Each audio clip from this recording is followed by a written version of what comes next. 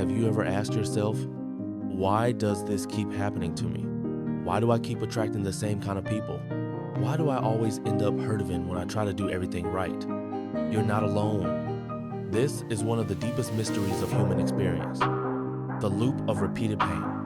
And until we understand what's really happening beneath the surface, we will stay trapped in patterns that feel unfair, but err on some level familiar. This is not punishment. This is not fate. This is mirror reality.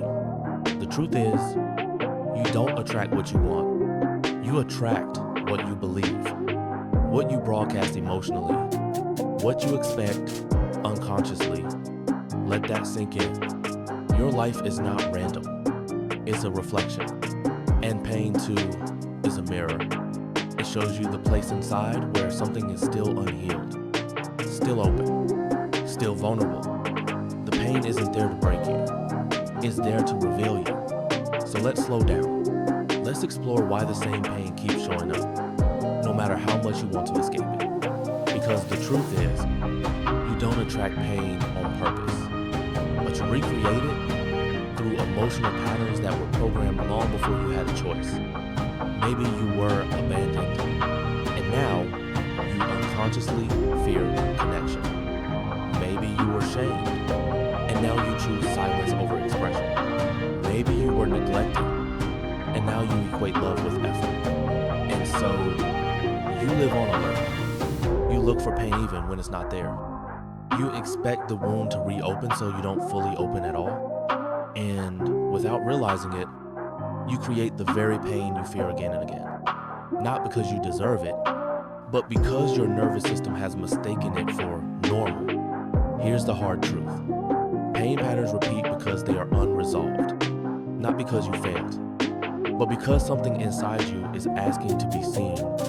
Every repeated relationship, every similar heartbreak, every moment you say, not again, is a portal back to the origin.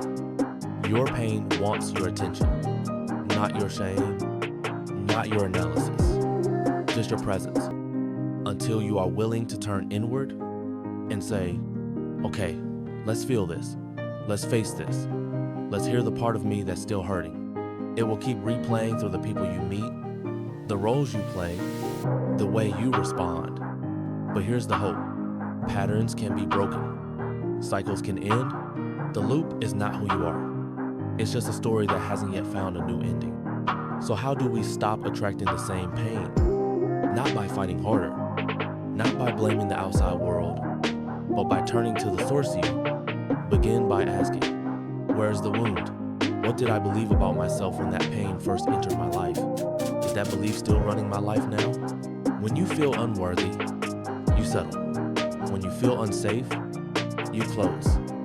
When you feel unseen, you overgive to be chosen. These are not flaws. They are strategies your younger self created to survive what you didn't yet know how to process. But now, you know more. You can rewire the signal. You can teach your body that love is safe.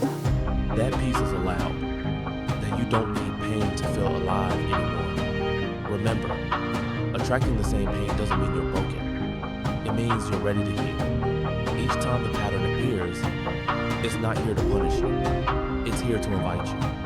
To pause, to breathe, to respond differently. You can still love deeply without betraying yourself. You can set boundaries without guilt. You can open again without abandoning your wisdom. Healing doesn't mean you never feel pain again.